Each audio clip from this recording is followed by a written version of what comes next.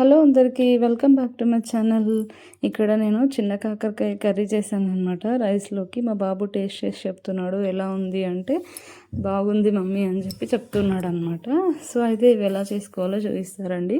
ముందుగా మనము చిన్న కాకరకాయ ముక్కల్ని నీట్గా ఒక తొడిమలన్నీ తీసేసి ఒక 2-3 టైమ్స్ నీట్గా వాష్ చేసుకోవాలి. ఎందుకంటే దీంట్లో చాలా డస్ట్ ఉంటుంది, అందుకని నీట్గా వాష్ చేసి పక్కన పెట్టుకోవాలి. ఇంకొక స్టవ్ మీద ప్యాన్ తీసుకొని కొంచెం ఆయిల్ వేసుకుంటూ సిమ్లోనే పెట్టుకుంటూ దూరగా వేయించుకోవాలన్నమాట. అవి వేగే లోపల నేను ఏం చేశానంటే, ఇక్కడ ఒక మిక్సీ జార్ తీసుకొని అందులోకి ఒక హోల్ గార్లిక్ ముక్కల్ని తీసుకున్నాను. తర్వాత కొబ్బరి ముక్కలు, కొంచెం సాల్ట్, అలాగే మీ స్పైసీకి తగ్గట్టు కారం యాడ్ చేసుకోండి. నేను 1 టేబుల్ స్పూన్ కారం యాడ్ చేసుకున్నాను.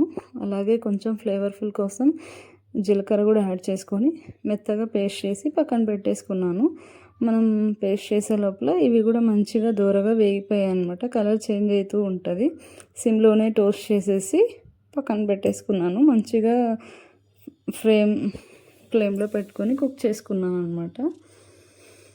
ఆ తర్వాత ఇక్కడ నేను ఇంకొక బౌల్ తీసుకొని అందులో తగినంత ఆయిల్ వేసుకొని శనగపప్పు, మినపప్పు, అలాగే జీలకర్ర, ఆవాలు, మనం కట్ చేసుకొని పెట్టుకున్న ఆనియన్స్, డ్రై చిల్లీస్, మీకు కావాలంటే కరివేపాకు కూడా వేసుకోండి, కానీ నేను ఇక్కడ వేయలేదన్నమాట. ఎండుమిర్చి కొంచెం స్పైసీ కోసం అని చెప్పి కొంచెం ఎండుమిర్చి వేసుకున్నాను. అలాగే కట్ చేసుకొని పెట్టుకున్న ఆనియన్స్ కూడా వేసుకున్నాను అనమాట.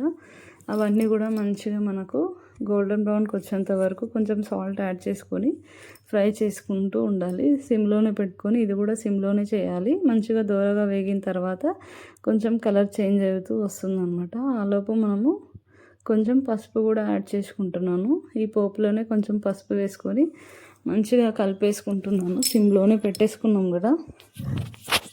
మంచిగా వేయించిన తర్వాత మనం ఇందాక వేయించుకొని పెట్టుకున్నాం కదా కాకరకాయ ముక్కల్ని, అవి కూడా ఆ చిన్న చిన్న పీసెస్ అన్నీ కూడా ఇందులోనే ఈ స్టేజ్లోనే వేసేయాలన్నమాట. మొత్తంగా వేసేసి మిక్స్ చేసేసి సిమ్లోనే పెట్టుకొని ఒక 2-3 మినిట్స్ మనం మంచిగా కలుపుకోవాలి.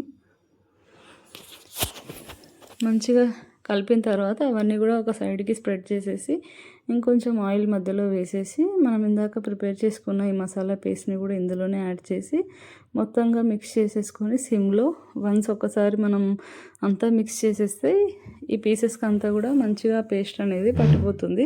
అప్పుడు మనకి ఫ్లేవర్ఫుల్గా చాలా టేస్టీగా ఉంటుంది. ఇవి చాలా హెల్త్కి చాలా మంచిది అనమాట. ఇవి ఇక్కడ మనకు హైదరాబాద్లో ఇవి దొరకవు, కానీ మా సైడ్ ఇవి చాలా ఫేమస్. చాలా బాగా ఈ రైనీ సీజన్లో చాలామంది ఇవి తెచ్చుకొని మరీ తింటారు. ఇవి చాలా కాస్ట్లీ కూడా, చాలా హెల్త్కి మంచిది.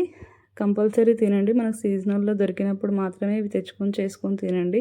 ఇక్కడ మేము హైదరాబాద్లో ఎక్కడ చూసినా నాకు ఎక్కడా దొరకలేదు. సో నేను మొన్న కర్నూలు వెళ్ళేటప్పుడు తెచ్చుకున్నాను అనమాట. అయితే మనకి ఈ కర్రీ అనేది రెడీ అయిపోయింది. చూసారు కదా ఎంత కలర్ఫుల్గా వచ్చిందో. అప్పుడు నేను రైస్లోకి వేసుకొని కొంచెం టేస్ట్ చేద్దామని చెప్పి తీసుకొని వేసుకొని చూస్తున్నాను. ఇక్కడ చూసారా, కొంచెం కలిపితేనే మనకు రైస్లో మొత్తంగా మిక్స్ అయిపోయింది. ఆ పీసెస్ అవి తినేటప్పుడు చాలా క్రంచీగా భలే టేస్టీగా ఉంటుంది. ఈ రెసిపీ నచ్చినట్లయితే లైక్ చేయండి, షేర్ చేయండి, సబ్స్క్రైబ్ చేసుకోండి. Thank you for watching till the end.